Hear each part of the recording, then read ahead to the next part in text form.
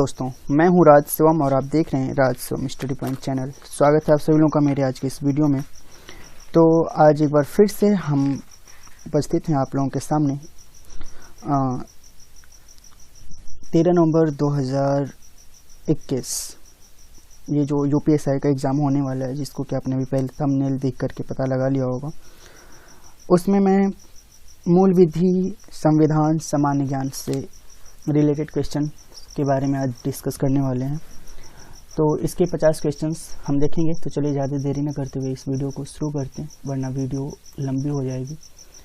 तो जैसा कि आप स्क्रीन पे देख सकते हैं, लिखा गया है। इसके पहले का जो हिंदी वाला भाग है, मैंने इसको अभी थोड़ी देर पहले अपलोड कर दिया है, तो आप वहाँ से उसे देख लें। उम्मीद करूँगा वीडियो आपको अच्छी लगी होगी। चैनल पे नहीं तो चैनल को सब्सक्राइब करके बेल आइकन प्रेस कर लें, जिससे आने वाले हर वीडियो की नोटिफिकेशन आपको सबसे पहले मिल जाया करे। ये लिखा गया है, यदि युवक के माता पिता में से एक उच्च जाति का व दूसरा अनुसूचित जाति का है, क्या नौकरी में उसे आरक्षण का लाभ मिलेगा? ऑप्शन ए उसकी स्वेच्छानुसार, बी है हाँ अनुच्छेद 16 के अंतर्गत। उसके बाद लिखा गया है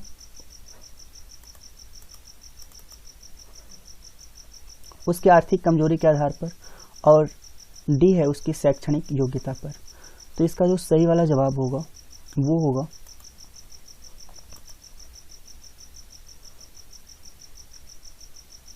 हाँ,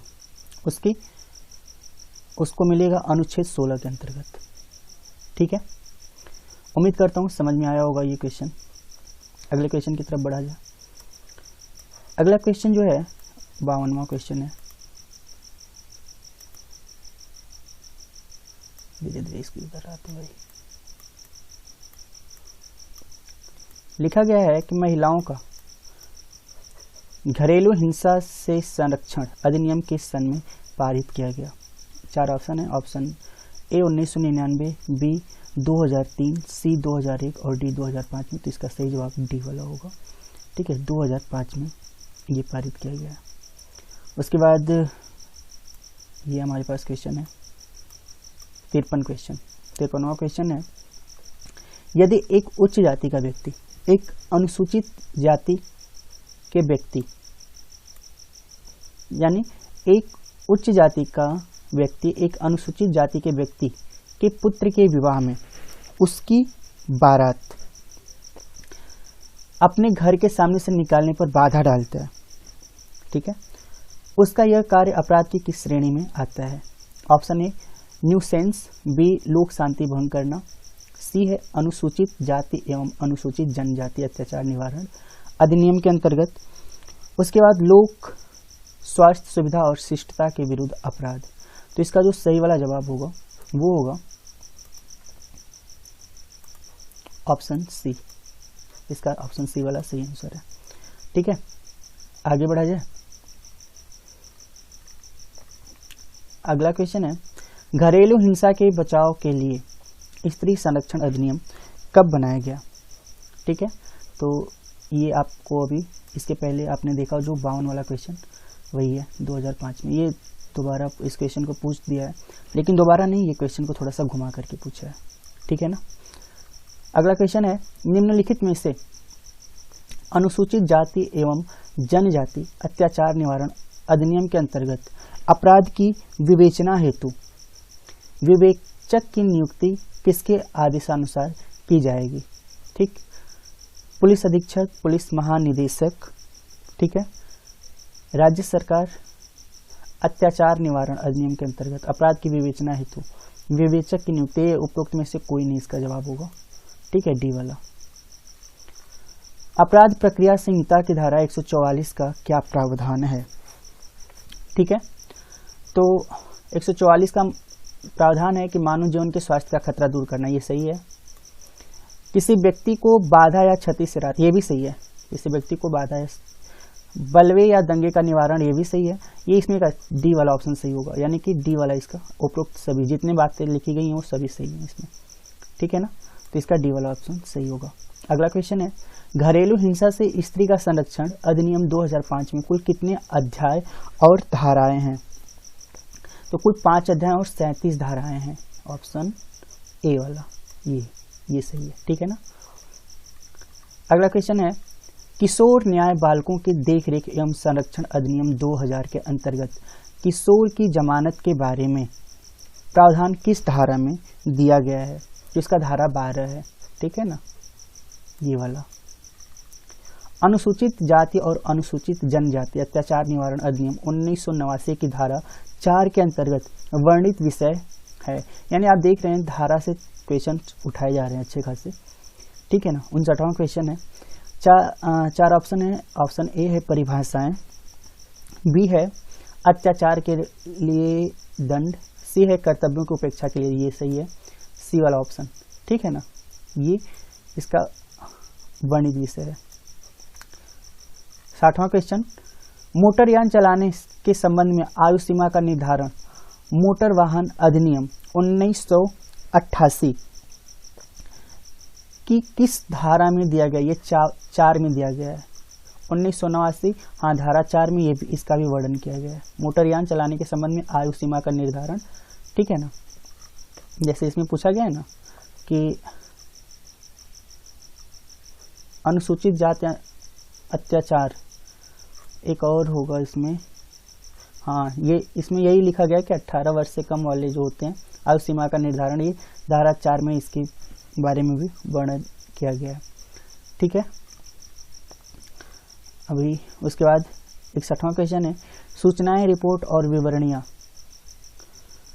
पर्यावरण अधिनियम 1986 की किस धारा में वर्णित किया गया है? तो इसका धारा 20 वाला होगा, ठीक है ना, धारा 20 में इसका जिक्र किया गया है।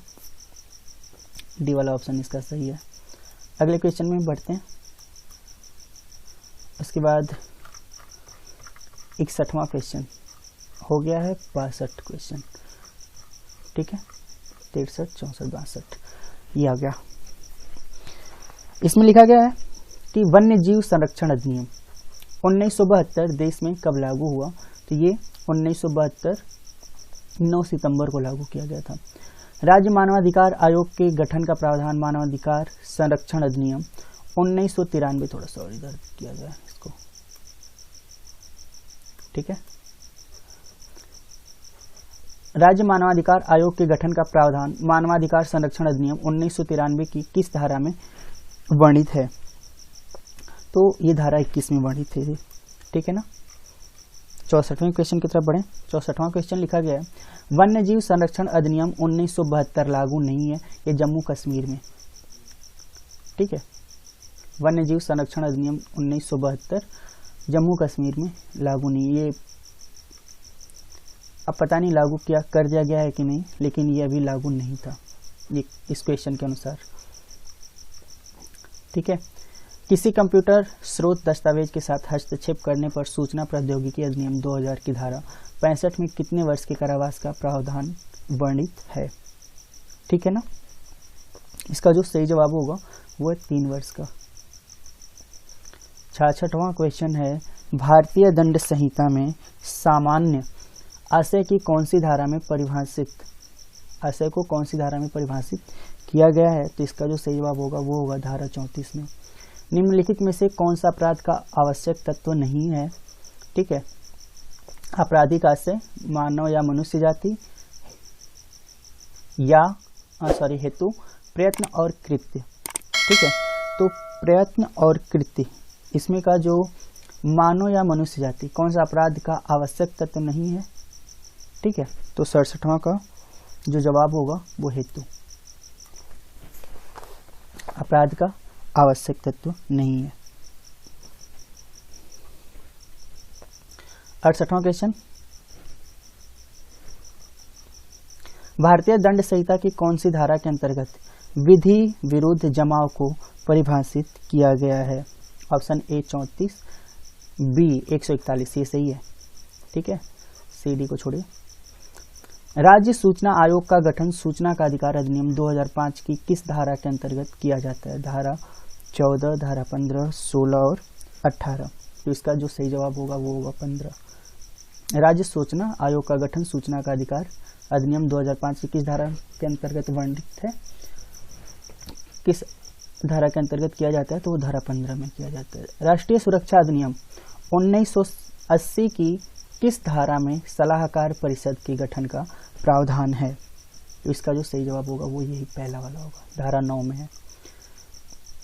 अगला क्वेश्चन है, निम्नलिखित में से कौन सा मूल अधिकार भारतीय संविधान के नागरिकों को नहीं दिया गया है? ठीक है, तो ये सूचना का अधिकार। ठीक है, मूल अधिकार भारतीय संविधान में नागरिकों को सूचना का अधिकार नहीं दिया गया है। निम्नलिखित में से कौन सा रोग संक्रमण के कारण होता है? अब आ गया विज्ञान से क्वेश्चन, बायोलॉजी से। तो ये जो डिप्थीरिया रोग है ये संक्रमण के कारण नहीं होता, सॉरी संक्रमण के कारण होता है। ठीक है, मधुमेह, गठिया, कैंसर जो है ये सब होते हैं, लेकिन संक्रमण के कारण डिप्थीरिया होता है। कौन सा विटामिन आंखों के लिए अच्छा है? तो इसमें जो सही जवाब होगा वो होगा विटामिन ए। वी.आई. लेनिन का संबंध किससे है? लेनिन रूसी क्रांति वाली हैं ये। ठीक है, ये 1917 की रूसी क्रांति से संबंधित लेनिन है। ठीक है, उसके बाद अगले क्वेश्चन की तरफ बढ़ जाते हैं। हमारा जो अगला क्वेश्चन है वो आ गया यहाँ पे, सही है, थोड़ा सा और यहाँ पे। सैली पियर्सन है। सैली पियर्सन कौन है भाई? सैली पियर्सन है अमेरिका के एक उद्योगपति जिन्हें फोर्ब्स ने अपने कवर पृष्ठ पर जगह दी है। रूस की एक अंतरिक्ष यात्री जिन्हें हाल ही में चंद्रमा से संबंधित एक अभियान पर भेजा गया है। ऑस्ट्रेलिया की पहली एथलीट जिन्हें, हाँ सैली पियर्सन यही हैं। ठीक है ना, एथलीट ऑफ द ईयर 2011 पुरस्कार से सम्मानित किया गया है। वेबसाइट किसका कलेक्शन है? ठीक है, 76वां क्वेश्चन है, वेबसाइट किसका कलेक्शन है? तो ये है वेब पेज का कलेक्शन। प्रतिरक्षी होता है, प्रतिरक्षी एक अणु जो एक विशेष प्रतिजन को ही निष्क्रिय बनाता है, यही इसका सही जवाब है। निम्नलिखित में से वह पहला क्रिकेट खिलाड़ी कौन है जिसने टेस्ट मैचों में 500 विकेट लिए हैं? 4 ऑप्शन हैं और इसका कार्टनी वाल्स जो बी वाला ऑप्शन है वही सही है। कौन सा वैज्ञानिक खाद्य अनाज क्रांति से संबंधित है जिसने शांति के लिए नोबेल पुरस्कार प्राप्त किया? ठीक है, तो इसका जो सही जवाब होगा 79 का वो होगा doctor N.E. Borlaug. Amrita Shergill किस रूप में प्रसिद्ध हुई? अमृता शेरगिल किस रूप में प्रसिद्ध हुई? ठीक है ना, 80 वाला क्वेश्चन है। ये एक चित्रकार थी। 4 ऑप्शन है, ऑप्शन आप पढ़ लिया कीजिए। ठीक है, लेकिन जो इसका सही जवाब है मैं डायरेक्ट जवाब पे ही आ जाता हूँ। संसार में माउंट एवरेस्ट पर चढ़ने वाली पहली महिला कौन थी? संसार में माउंट एवरेस्ट पर चढ़ने वाली ये है जुंको ताइबे। निम्नलिखित भारतीय राज्यों में से कौन सा लगभग इतना बड़ा है जितना कि यूरोपीय राष्ट्र ऑस्ट्रिया? ठीक है, ये भारत में से कोई एक ऐसा राज्य है जो यूरोपीय राष्ट्र ऑस्ट्रिया के जितना बड़ा है। ठीक है, ये यूरोपीय एक देश है ऑस्ट्रिया। ऑस्ट्रिया एक देश का नाम है। ठीक है, तो ये देश के इस देश के बराबर ही है अपने भारत का वो राज्य, और इन चारों राज्यों में से कोई एक है वो राज्य। अगर आपको पता है तो कमेंट बॉक्स में कमेंट कीजिए, और नहीं पता है तो मैं आपको बता ही देता हूँ, ये वाला पश्चिम बंगाल। IWF ने हाल में भारतीय अभिनेत्री एवं निर्देशिका नंदिता दास को अपने इंटरनेशनल हॉल ऑफ फेम में शामिल किया। IWF का पूरा नाम क्या है? बताइए। International women's forum. ठीक है ना। अगला है प्रथम Indian grand prix formula 1 race के विजेता निम्नलिखित में से कौन है? इसका जो सही जवाब है वो है सेबेस्टियन वेटेल। कोंकण रेलवे की लगभग लंबाई कितनी है? कोंकण रेलवे की लंबाई, ठीक है, तो ये है आपका 760 किलोमीटर। भारत का निम्नलिखित में से कौन सा तट प्रचंड उष्णकटिबंधीय चक्रवातों से सर्वाधिक दुष्प्रभावित होता है? तो इसका जो सही जवाब होगा वो होगा आंध्र तट। ठीक है ना। अब आते हैं 86 के बाद 87 वाले क्वेश्चन पे।